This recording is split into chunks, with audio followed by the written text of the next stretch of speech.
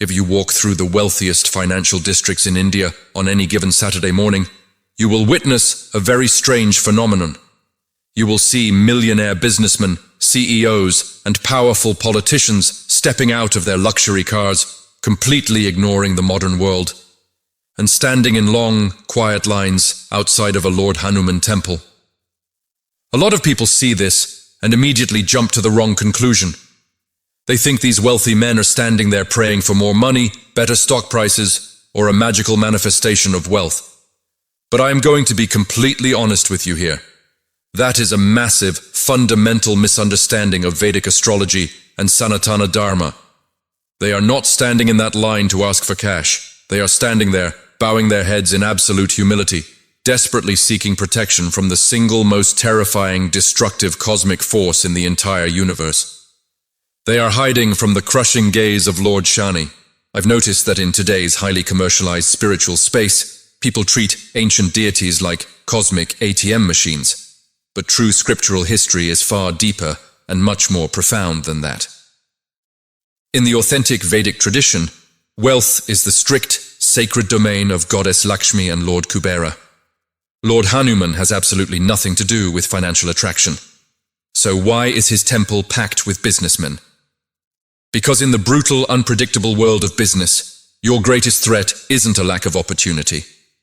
Your greatest threat is sudden, catastrophic ruin. It is the crushing debt, the unexpected legal nightmares, the hidden enemies, and the complete collapse of everything you have built. And according to the ancient Puranas, these sudden, devastating life collapses are directly governed by the karmic administrator of the universe, Shani Dev, or the planet Saturn. When the devastating period of Sade Sati, or a heavy Shani Mahadasha begins, no amount of earthly money, sharp intellect, or political power can save you from his absolute, unflinching justice.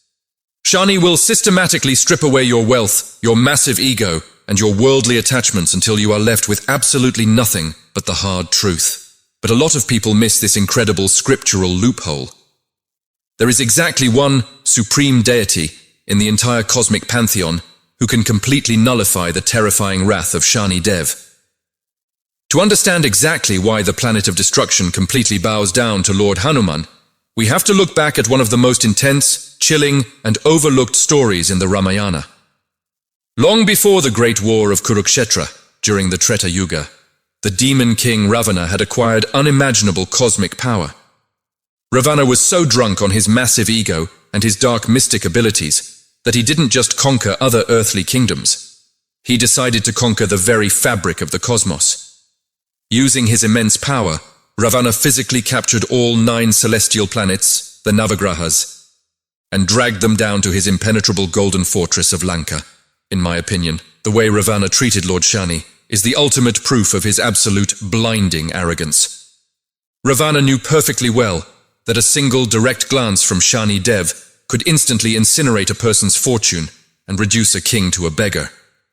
To prevent this cosmic justice from ever touching him, Ravana didn't just lock Shani in a prison cell. He violently forced the planet of karma to lie completely flat on his stomach, face down on the cold floor, directly underneath Ravana's magnificent royal throne. He stepped his feet on Shani's back every single day, keeping the Lord of Justice entirely subjugated in the darkest, most humiliating captivity imaginable. For years, the universe suffered a terrifying imbalance. Karma itself was held hostage by a tyrant, but cosmic justice can never be delayed forever. The turning point arrived when Lord Hanuman made his massive, physics-shattering leap across the ocean to infiltrate Lanka in search of Mother Sita. After finding Sita, and allowing his tail to be set on fire by Ravana's foolish guards, Hanuman didn't just burn the city to the ground. As he was systematically destroying the golden fortress, leaping from blazing rooftop to blazing rooftop, his divine, highly tuned senses detected a deep, powerful presence buried deep within the ruins of the royal palace. Hanuman tore through the blazing rubble and discovered a dark, terrifying, heavily imprisoned figure locked underneath the massive overturned throne of the demon king. It was Shani Dev. Without a second of hesitation, Lord Hanuman used his supreme, unmatched physical strength to effortlessly shatter the impenetrable divine bindings that held the planet captive. He pulled Shani from the wreckage and restored his absolute cosmic freedom. Now, here is where the deep, undeniable religious core of the story comes into play. Shani Dev is the absolute embodiment of strict, unyielding duty.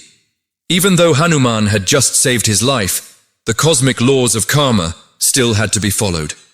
Shani looked at Lord Hanuman with deep respect and said, "O mighty monkey, you have freed me from the darkest humiliation. I am eternally in your debt. However, the cosmic laws dictate that I must now gaze upon you and you must undergo my period of testing. Where would you like me to place myself upon your body?" Most celestial beings would completely panic at this statement.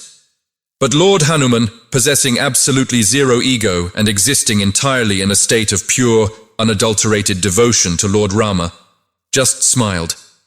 He told Shani Dev to sit directly upon his head. Shani took his position, applying his immense, crushing karmic pressure to Hanuman's mind and body. But Hanuman was not a normal being. He was the supreme Rudra avatar of Lord Shiva. As Shani applied his agonizing pressure, Hanuman simply picked up massive boulders and began violently smashing them against his own head, completely unbothered by the immense pain, continuing his divine task of destroying the demon city. The sheer, terrifying physical force and the supreme spiritual heat radiating from Hanuman's absolute devotion became entirely unbearable for Shani Dev. Trapped between the massive boulders and Hanuman's indestructible skull, the Lord of Karma was physically crushed. Shani cried out in agony, begging Hanuman to stop and release him. Hanuman calmly stopped, and Shani stepped down, humbled by the supreme power of pure devotion. Shani Dev realized that his absolute, terrifying karmic jurisdiction had zero authority over a being completely surrendered to the Supreme Lord. In a moment of profound cosmic gratitude, Shani Dev looked at Lord Hanuman and granted him the ultimate divine boon. Which is the exact reason why those modern businessmen are standing outside the temple today. Shani Dev declared, "O Sankat Mochan, the destroyer of sorrows, you are the only being who has overpowered my karmic justice. From this day forward, I make an absolute cosmic vow. My terrifying gaze, my crushing periods of Sade Sati, and my strict punishments will never touch you. Anyone who comes to your temple and worships you with a pure heart will be protected from my wrath. Their massive worldly obstacles will be destroyed." This authentic scriptural truth completely shifts our modern perspective. True devotion isn't about magical financial attraction. It is acquiring the supreme, unbreakable spiritual strength to survive absolute ruin with your dharma perfectly intact. If this deep breakdown helped you, hit that subscribe button right now to support.